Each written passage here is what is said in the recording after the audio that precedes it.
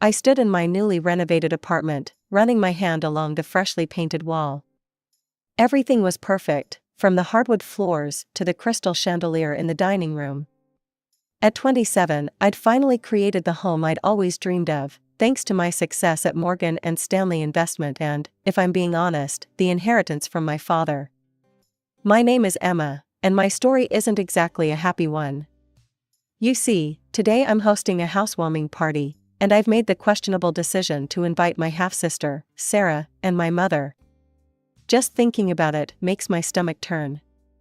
As I arranged appetizers on silver platters in my gleaming new kitchen, memories from childhood came flooding back. The constant torment from Sarah, my half-sister, who seemed to take pleasure in destroying everything I loved. I was 7 when she was born, the product of my mother's relationship with Tom, a man who never bothered to marry her but did manage to send child support checks every month. I remember the day I got my first art set for my 12th birthday, a gift from my father. I'd barely had it for 2 days when I found Sarah, then 5, dumping paint all over my bedroom carpet and using my expensive brushes to paint the walls. When I ran crying to Mom, she just shrugged it off. "She's just a baby, Emma. She doesn't know any better." But Sarah did know better. Like the time she took scissors to my favorite sweater, the one Dad bought me for Christmas. Or when she accidentally spilled juice all over my science project the night before it was due. Each incident was met with the same response from Mom: "Don't be so dramatic, Emma." The worst part wasn't even Sarah's behavior, it was Mom's complete inability to discipline her. While I had rules and consequences, Sarah seemed to live without either. Mom was too busy enjoying the comfortable life provided by alimony from both my father and Tom to actually parent. That's why at 14, I made the decision that changed everything. I moved in with my dad. I still remember Mom's face when I told her. She wasn't upset about losing me, she was furious about losing Dad's alimony payments. We didn't speak for years after that. Living with Dad was like finally being able to breathe. He encouraged my interest in finance, helped me with my homework, and showed me what it meant to be valued. When he passed away during my college years, it felt like losing my anchor. He left me his entire fortune, which gave me the freedom to pursue my dreams, but also made Sarah's jealousy even worse. The doorbell rang, and I felt my heart rate spike.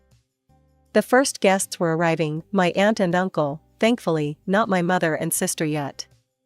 As I opened the door, genuine warmth spread through me at their excited exclamations over the apartment. Soon the place was filling up with friends and relatives, all of them admiring the modern kitchen with its marble countertops and the elegant living room with its floor-to-ceiling windows. Everyone was having a good time, drinking wine and sharing stories. Everything was perfect. The click of those stilettos got louder, and there they were, my mother in her usual overdressed glory, and Sarah, wearing a dress that looked like it was painted on. The party had been in full swing for over an hour, with soft jazz playing in the background and my guests engaged in pleasant conversation over wine and hors d'oeuvres. Just the kind of elegant, calm gathering I'd wanted. Sarah paused in the doorway, her nose wrinkling as she surveyed the scene. "Oh my God," she announced loudly, her voice cutting through the gentle murmur of conversation. "Is this a party or a nursing home social hour?" The room went silent. My Aunt Caroline stopped mid-sentence, wine glass frozen halfway to her lips. No one laughed at Sarah's joke. I felt heat rising to my cheeks, but forced myself to stay composed. Sarah strutted into the apartment she had visited many times. Now it was completely renovated but still holding those precious memories of Dad. I watched as she ran her hand along the new granite countertop in the kitchen, inspected the designer light fixtures, and peered into every room. The jealousy was written all over her face, I'd seen that expression too many times not to recognize it. Her eyes had that same gleam they'd had when Dad bought me my first car, or when he paid for my college tuition. Then she spun around, a smile spreading across her face that made my blood run cold. "This place is amazing, Emma. I've decided, I'm moving in next week." I actually laughed, thinking she was joking. But Sarah's smile didn't waver. "I'm serious," she said. This place is way too big for just you. And honestly, you owe me. You got everything from your dad, and what did I get? Nothing. Sarah, I said slowly, trying to keep my voice level, you're not moving in here. Ever. This is my home. Her face contorted with rage. You selfish bitch, she screamed, causing several of my guests to jump. You think you're so much better than everyone else because daddy left you all his money. You live in this fancy apartment while mom and I barely get by. I expected my mother to step in, to calm Sarah down or at least look embarrassed by her outburst. Instead, she stepped forward, arms crossed, and fixed me with an accusing stare. Emma, I can't believe how greedy you've become, she said, shaking her head. Would it kill you to help your sister? To give her a place to stay? After everything our family has been through?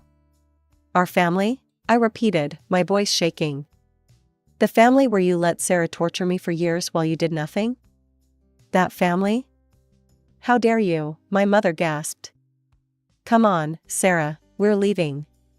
Clearly, your sister cares more about her fancy apartment than her own family.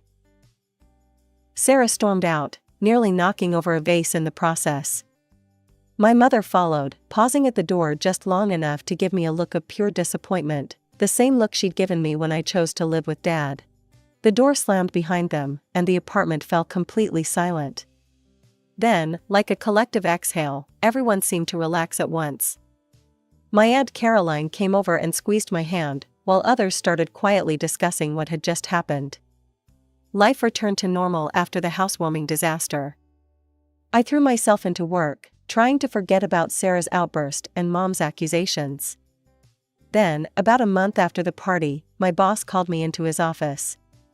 Emma, we need you to handle the Meridian contract personally, he said, sliding a folder across his desk. It's a big deal, 2 weeks in Phoenix to get everything sorted out. I nodded, already mentally preparing for the trip. Business travel was part of the job, and honestly, a couple of weeks away from the city, and any possibility of running into Sarah or Mom, sounded perfect. That evening, I sent Mom a quick message, heading to Phoenix for 2 weeks on business. Just FYI. I didn't expect much of a response, but the complete silence still stung a little. Ever since the party, she'd been giving me the cold shoulder, probably waiting for me to apologize. As if I had anything to apologize for. The 2 weeks in Phoenix were exhausting. Endless meetings, contract negotiations, and late-night document reviews. By the time I boarded my flight home, all I could think about was sinking into my comfortable couch with a glass of wine and finally relaxing in my peaceful apartment. The first sign something was wrong was the faint smell of stale alcohol and cigarettes in the hallway outside my door. My stomach clenched as I inserted my key, but nothing could have prepared me for what I found inside. It looked like a tornado had torn through my home. Empty bottles and cigarette butts littered the floor. The expensive white leather sofa was covered in what looked like wine stains and burn marks. My beautiful freshly painted walls were defaced with God knows what, food stains, drink splashes, and what looked suspiciously like intentional graffiti. My legs shaking, I moved through the destruction. The massive TV I'd just bought was smashed, shards of its screen scattered across the floor. In the kitchen, dirty dishes were piled in the sink, and something that looked like old takeout was growing mold on my marble countertops. But the worst was yet to come. When I pushed open my bedroom door, I found Sarah sprawled across my bed, still wearing her shoes, clearly passed out drunk. My pristine white bedding was stained with makeup and what looked like pizza sauce. The sight of her there, sleeping peacefully in the midst of all this destruction, made something snap inside me. I grabbed her shoulders and started shaking her. Wake up! What the hell have you done to my home? She swatted at me like I was an annoying fly, mumbling incoherently. Fine. I marched to the bathroom, filled a glass with cold water, and returned to throw it directly in her face. Sarah jolted awake, sputtering and cursing. What the hell is wrong with you? She screamed, mascara running down her face. Stop screaming and tell me how you got in here, I cut through Sarah's stream of curses. And what the hell have you done to my apartment? Sarah wiped her face with my Egyptian cotton pillowcase and had the audacity to roll her eyes. Mom gave me the spare key, she said, like it was the most natural thing in the world. Said I could stay here while you were gone. But this place was so boring, all fancy and perfect and completely dead. So I had some friends over. The spare key, of course. The memory hit me like a punch to the gut. I'd given Mom that key years ago, right after Dad died, and I inherited the apartment. Just in case of emergencies, she'd said. And now she'd handed it over to Sarah without even asking me. Some friends over? I gestured at the destruction around us. You've completely trashed my home. Look at this place, the walls, the furniture, my TV. Sarah shrugged, reaching for her phone on the nightstand. We had some parties. Got a little wild. What's the big deal? You're loaded, you can just buy new stuff. Get out. My voice was shaking. Get out of my apartment right now. No. She flopped back on my bed, scrolling through her phone. I like it here. Mom said I could stay, and I'm staying. Deal with it. I pulled out my phone and hit Mom's number on speed dial.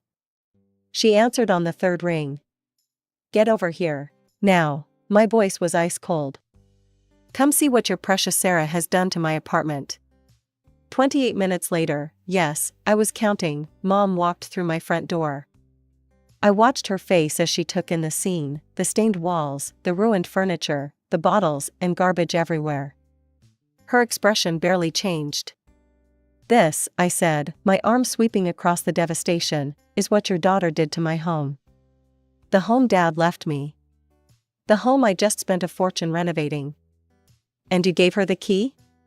Without even asking me? Mom picked up an empty wine bottle, set it on a side table, and straightened a crooked picture frame. I don't see why you're so upset.